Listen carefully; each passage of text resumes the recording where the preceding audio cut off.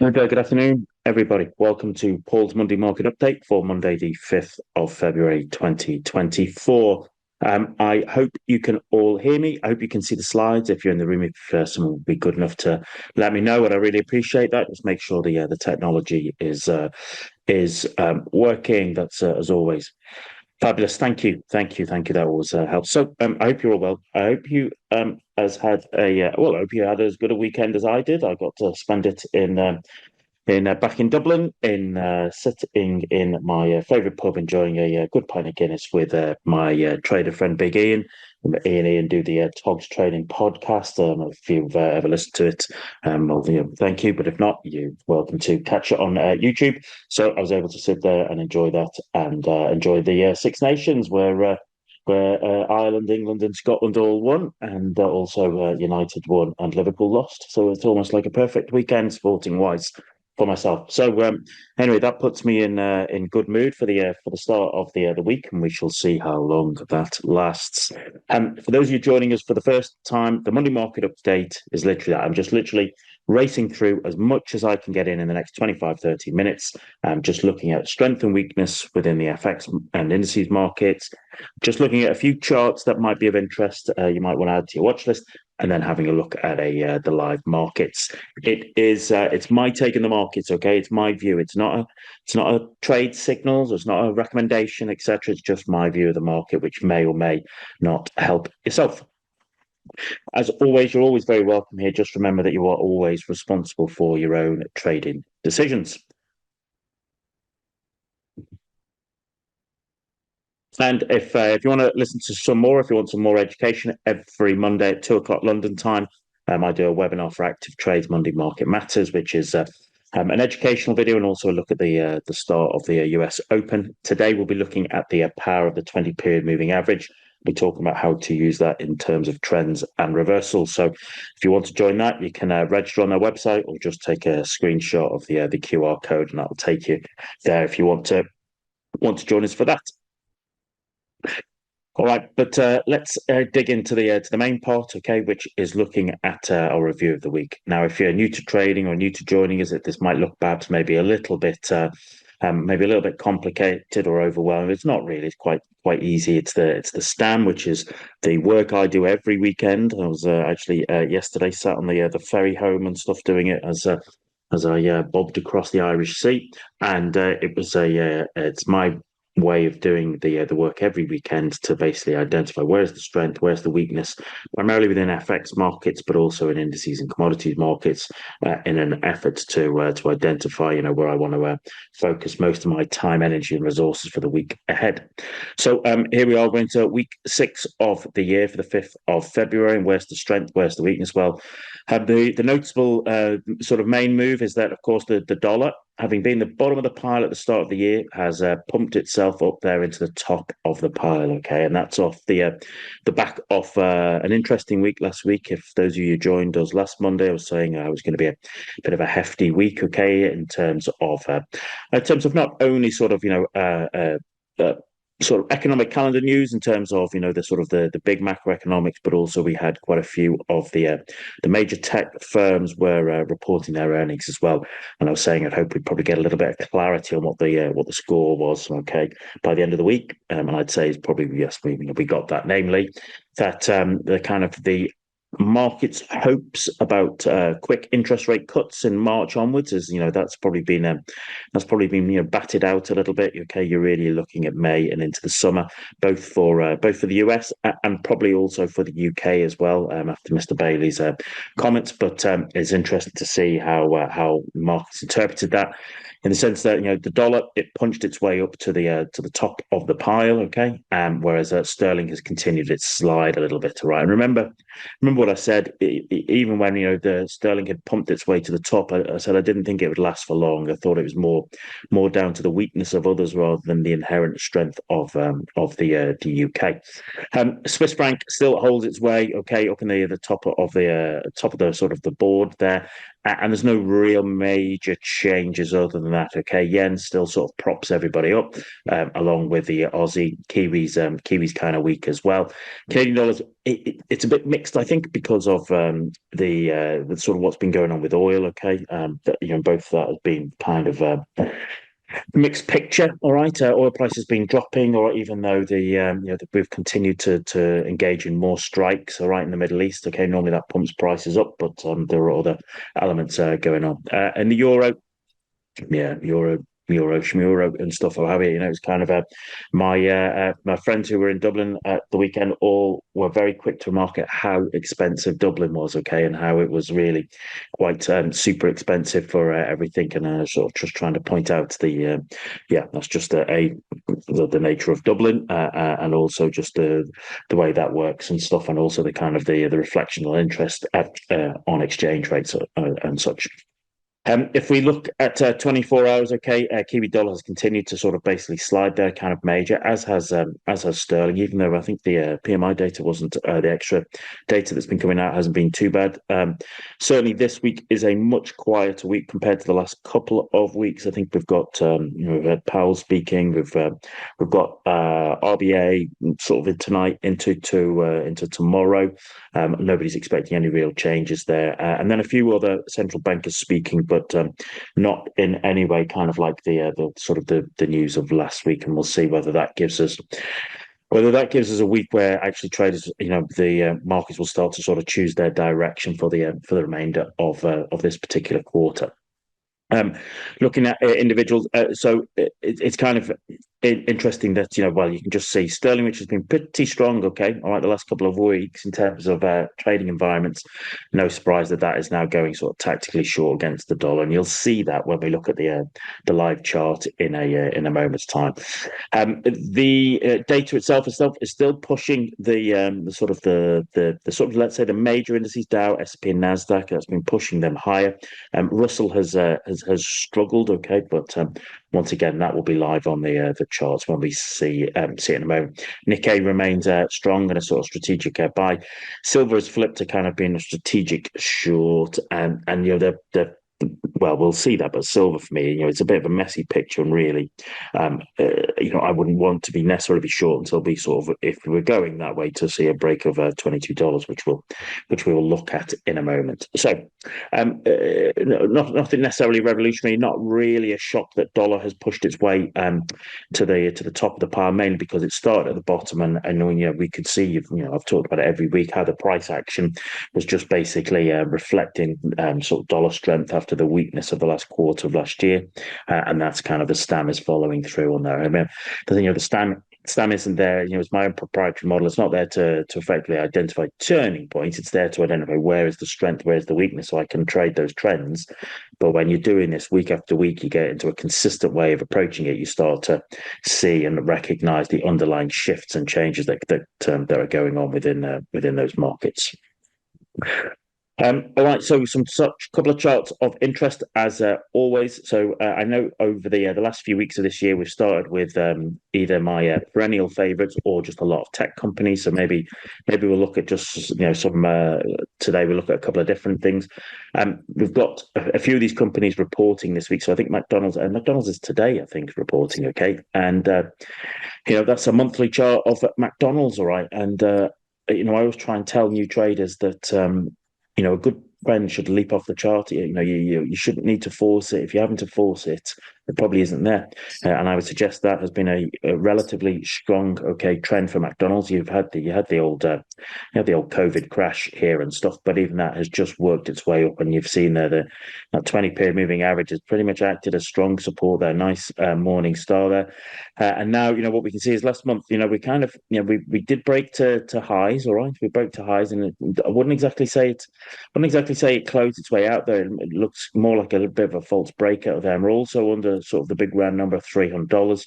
So what I'd be interested to see is well, okay, does the data out okay on McDonald's, the earnings out on McDonald's, is it enough to push it up to 300? If it is, what does it do when it gets there? Does it, you know me, I love to see how markets react at either big round numbers or big levels of support resistance. Does it power through, consolidate, or maybe make a bull flag and continue on? Maybe that's very bullish. Or do we get kind of a reversal or false breakout, etc.? In which case I like to kind of fade it on a tactical basis. So as I said, that's a very good trend, okay, and I'll be interested to see whether the earnings, as I say, can push it up to the sort of $300 mark. Kind of another one. This is the kind of Walt Disney, isn't it? It's really the kind of I've left these all on the monthly because I think sometimes, certainly on stocks, that's where really good opportunities can show up on the monthly chart. Walt Disney, right? So this is that example of kind of go woke, go broke kind of what we see in the markets, and now there are actual kind of traders and funds that will actually basically focus on that as one of their main trading models. But you can see for yourself, all right. You can see for yourself having pushed its way up there and started with the after it bought what's your man's name, Lucas, right? After it bought Lucasfilm and paid a very hefty sum for it. You can see that basically they've how that's been interpreted and how that's worked, okay, and a whole host of other reasons. But you can see that effectively, having been here, tickling the soft underbelly of $200, we have considerably over the last couple of years just really sort of fallen our way down to basically support at back around $80 here, okay.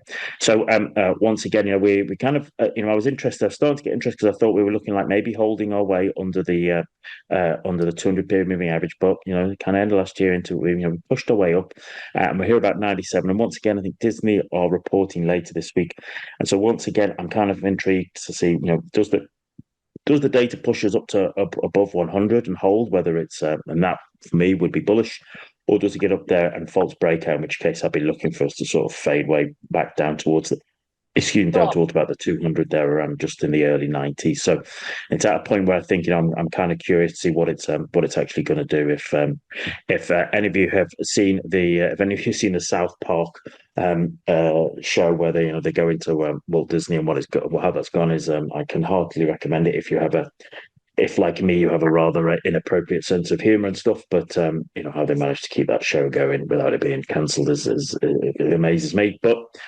anyway, it's you can see that's been a pretty woeful state, for dropping from $200 to 80. But we'll have to see whether there's going to be whether they're going to be able to turn that around. Okay, in which case, if it breaks 100 and gets above it, well, then you're looking up towards 120. I'd say, that's where I'd be kind of viewing it, if it can basically, if the number's good and the direction is good on that.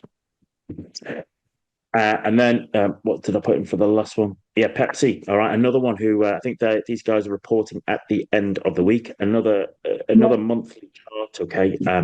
Which is as I said about the McDonald's chart, good trend should leap off the chart. You shouldn't need to be forcing it or fighting it. And for the most part, this has been a very good trend. You can see that on the monthly chart. It might be said we've kind of come back to the 50, and now I'll be looking at this here. But we're beneath the 50. Between the 50 and the 20, 20's flattened. Is that going to be basically where the 20 period moving average has been support? Is it now going to turn into resistance? And that's the power of the 20 period moving average, which, as I said, I'll be talking about for ActivTrades at 2:00 London time if you want to learn more about that. But as I said, I'll be just looking at that. Okay, just looking to see whether that what the data's like. What does it for me? To say that the bull trend is continuing and there's momentum in it, needs to get back up above that monthly 20 period moving average and hold. That would be significantly bullish. Or alternatively, it rolls over and breaks 50. Well, then we're off. Okay, so there you go. Just a few charts of interest. As I said, you might just want to add them to your watch list or watch out with them. But let's switch across to the live market. So just bear with me a moment and we'll switch across. Just bear with us there 1 second. Right. Okay. Okay, so here are here's, hopefully you can still hear me. Here's some just the live charts. Okay, just my indices. Here we go. So let's bring up the drawing tool there. Right, so Dow, Nasdaq, S&P, Russell, FTSE, Nikkei, DAX, oil. Okay. So yeah, you can see it continues. All right. Dow strength continues. Nasdaq, all right, strength continues. Okay. S&P 500 strength continues. Some of the data, things like Meta's numbers, etc., and what have you. They absolutely, yeah, they blew everybody out the markets. Okay, and that, of course, is dragging those up, and hence why I was saying those kind of magnificent seven. Even if you're not an equities trader, even if you're just trading indices, you want to have an understanding of what are the big things that are driving that, and that's definitely the case. That's definitely the case there. You can see that's pretty evident. But if I look at the Russell, okay, the Russell is has not been following it through. Okay, it pumped its way through the big round number at 2,000. Okay, at the end of the year, but it fell all the way back down, and now I see that personally because there's wicks to the downside, and the 200 period moving average and the weekly just trogs its way up, but also that number 2,000 there. Okay, as we've talked about lots of times. Okay, most of the time it gets up to there, it gets rejected. This time we thought maybe it blow out, but it didn't, and now you can see the last couple of weeks there's strong rejections there, isn't it? At that 2,000 number. If you look at on the daily, my view is that that's a squeeze. There's a squeeze building there. Okay, there's the daily 50 there, which is acting as support, and that round number of 2,000. So I wonder whether we're going to get any of the sort of data from companies this week, which is what basically gives us just the momentum. Does it have enough to push through 2,000 and make a meaningful base above there? Okay, or does it roll over and head to the 200? So I would look at that as that's getting towards a decision point.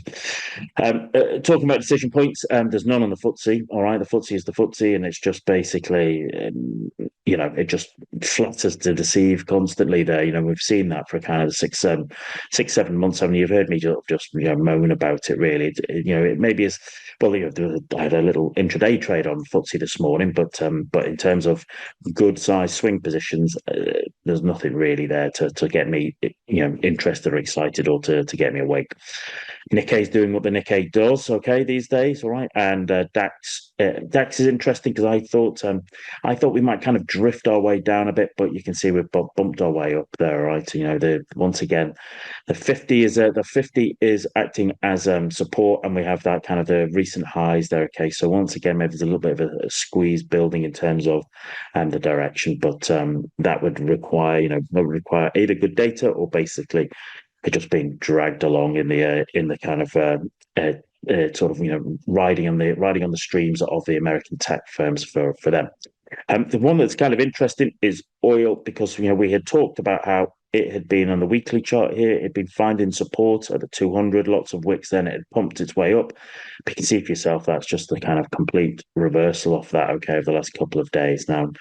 You can find all sorts of reasons for whatever particular narrative you wish for it. Okay, but it's kind of a bit of a surprise in that share price, particularly a little bit of surprise in that price, considering how effectively Biden had cleared additional strikes. Okay, in Syria and Iraq and Yemen, etc., and what have you. So yeah, I'm a bit surprised at that, but hey, presto, you just trade what you're seeing. As I said, just watching that 200 continue to hold, that's something that swing traders might be keeping an eye on.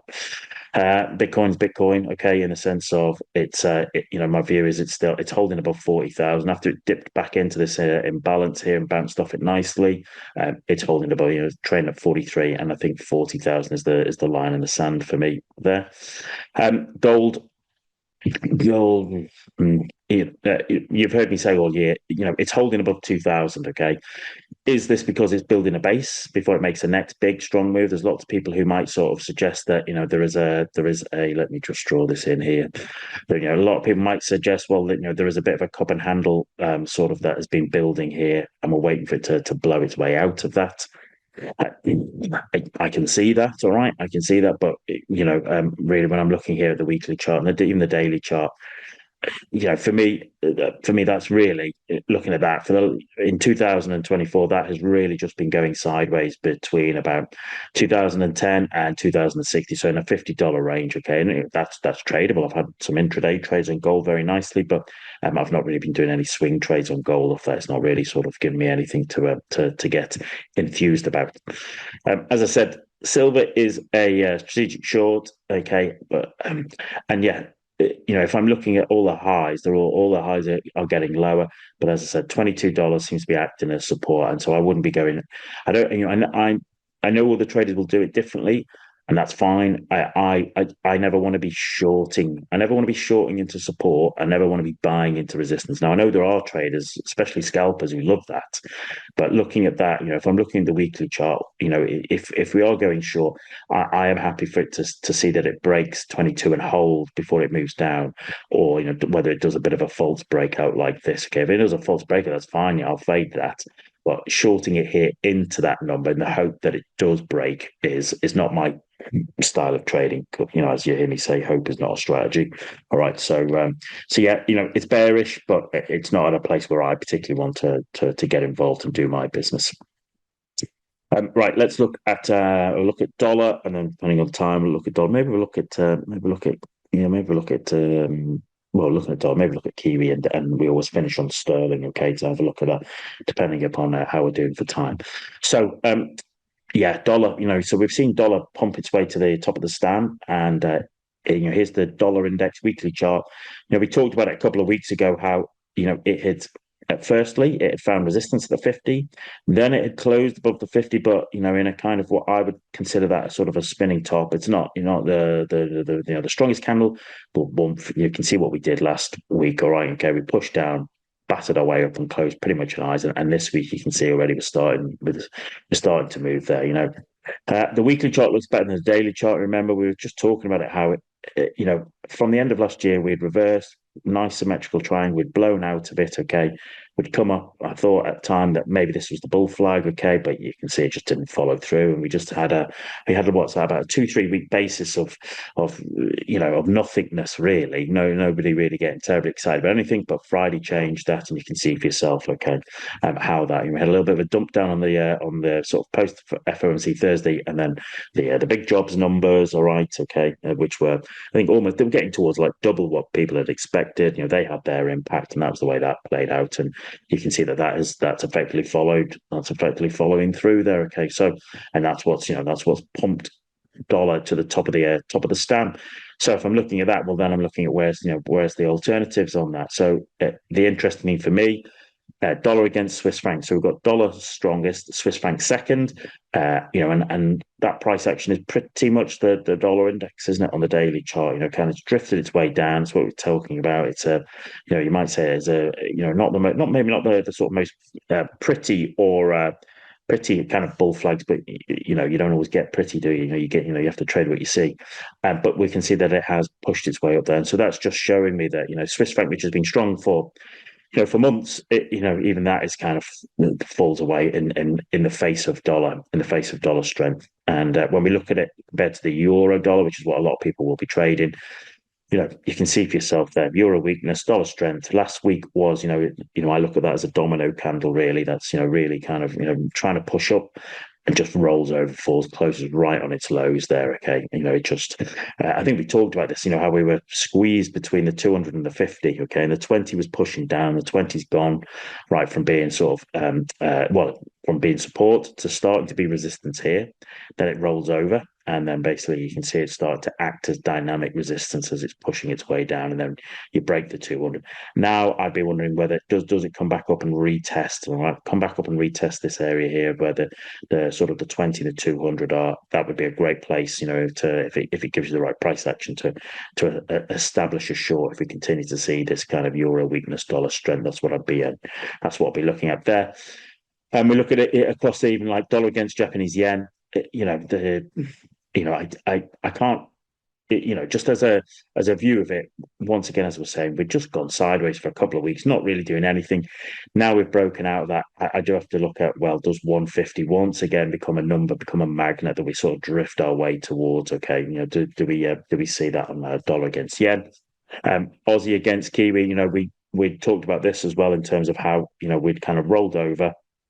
working our way down, sat on the 200 period moving average, and I was saying that sat on there, but my bias would be to the short side because dollar strengthening, Aussie's weakening, and the price action and all the wicks are to the north, and then you can see it just pushed its way through. And once again, my personal view would be I'd like to see it come pull back up into this area, the 20 to 200, and if the price action, depending upon the price action, if that demonstrates good bearish price action, that would be a place to take a short. But that would be my scenario. Okay, and I only trade my scenario if the price action fits the context. Kiwi dollar's pretty much the same. Canadian dollars, pretty much the same. Okay, so they're working their way that way. Right, is dollar strength across the board. Let's have a quick look at maybe Kiwi dollar before we have a look at thing, because Kiwi dollar a few weeks ago was effectively it bumped its way up to the top of the pile. But remember, I was saying is that once again, a bit like sterling, it was most likely to be a flash in the pan, okay, in terms of that sort of strength. And we can see that has kind of followed through there. Okay, you just look at that Kiwi against US dollar. Okay, that has been weakening. Okay, for the last couple of weeks, euro against New Zealand dollar. It's New Zealand dollar weakening. Pound against New Zealand dollar. Doing that. Kiwi against Swiss franc. That actually has been interesting because I've been short in that. Okay, but it has. We're going to come back to that because it's been kind of interesting. Sort of, Kiwi dollar has strengthened a little bit against the yen, but that's probably just a reflection of that. Both Aussie and Kiwi are weak, so they're kind of going sideways. And Canadian dollar has strengthened a little bit, and that demonstrated that weakness within the Canadian dollar. But as I said, New Zealand dollar, Swiss franc. This has kind of been interesting to me because I've had trade signals for it, and on the daily chart, really, it's just for whatever reason, there's been around about that kind of 52.50 to 53 been support there. And even though there's kind of, Swiss strength and Kiwi weakness relative, it's been working its way down there. It's been particularly, it's grinding its way down there. Okay. Despite that kind of, as I said, that Kiwi weakness, Swiss franc strength, it hasn't exactly fallen. It's fallen out like I was looking for it to do. So yeah, Kiwi dollar, it remains weak. That's not a massive shocker. If you've been following the STAM this year and then you're just looking at the price action to support it. All right, let's finish off with sterling. And in particular, let's start with cable. I talked about how I was looking at whether there's a bit of a diamond building because the price action just over these last couple of months was just, excuse me, just not, nothing terribly exciting there, really, nothing terribly exciting. And I was saying last week, we were coiling up, getting ready to make a move, and depending upon the move, whether we'd see sterling strength and dollar weakness. Well, that clearly wasn't the case. We had kind of Thursday MPC kind of, maybe gave people a little bit of an illusion of it, but then you can see the Friday just reversed it, ripped it down, and we've fallen our way down to that 200. And that is that reflection, as I was saying, that when sterling was top of the pile at the start of the year, okay, I said it wasn't going to last, and it just shows you, the dollar is it's the big daddy, it's the silverback gorilla. Okay, once it decides to get up and make a move and start a trend, trying to fight that is usually pointless. All right, and that's why for new traders, I say there's nothing wrong in just being a dollar trader. Okay, when the dollar's trending, whether it be bullish or bearish, there will be opportunities. All right, and that's a way to operate. Yeah, and you can see from that. And here we go. So yeah, you're welcome, Robert. Thanks very much for joining us. And I was looking at here this morning and stuff at ways to get short, okay, on cable on the short side and stuff, and that's all worked out kind of nicely. Pound against the yen, even that shows a bit of a. This is kind of some people would look at this as like a momentum pin bar, okay, as in the trend has clearly been up for the last few months. We've pushed here, and this is momentum. Others might even look at this as a bit of a hanging man and sort of say, well, actually, what's going on here? We talked about it last week, how we'd got to the previous year's high, and actually we hadn't been able to really break through it. We'd kind of like almost like false breakout through it, and we've drifted our way off there. There's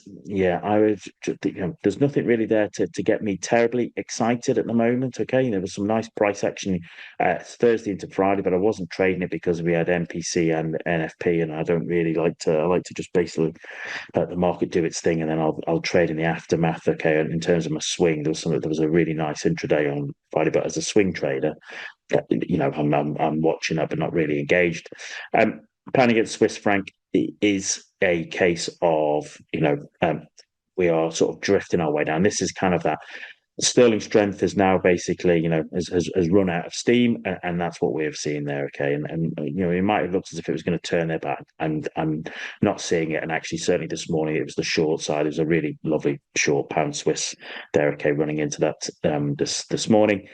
Euro against sterling is of interest in the sense that we have broken kind of the recent low. I thought we might drift our way down to 85 region, which is where we've seen kind of a lot of work in the past. But it's not really doing it. It might even be setting itself up as a reversal Vulcan at the moment. Okay, but you can see last week I was kind of curious. We were setting up as a 4-hour reversal Vulcan, but I'm not buying that the day before MPC, and that was the smart move because actually you can see it just literally it's folded. Now it's pulling its way up here. Okay, now but I would have to wait and see. I'm probably I'll be getting interested in that tomorrow. The condols, okay, that is just basically working its way around. The only one that's different is CAD, which is pound against CAD, which is we had a couple of rejection candles there, and it's no surprise we drifted way back down to 170, and it's kind of interesting to see that we're falling away from that. And that's kind of a little bit of sterling weakness that is just showing its face there, right? And that's the way we're looking at there. All right. So I think maybe people think that sterling will probably get cut before the US dollar now, based upon Powell's continuous commentary. Okay, there you go, ladies and gentlemen. We'll finish it there. Okay. As always, I appreciate. I'm just racing through as much as I can get through. All right, in our session, trying to share with you as much as I can. I hope you found it helpful. It gives you a little bit of insight. As always, I wish you the very best success in your own trading. For those of you on the VTP, it's the 100th coaching call tonight. Okay, I'll be sharing the sort of the monthly move strategy there. Okay, with that, which might be of interest to some of them. And for the rest of you, okay, I hope you have a fabulous trading week. Keep your powder dry, and I will speak to you soon. Trade well, everybody. Cheers. Thanks, everybody.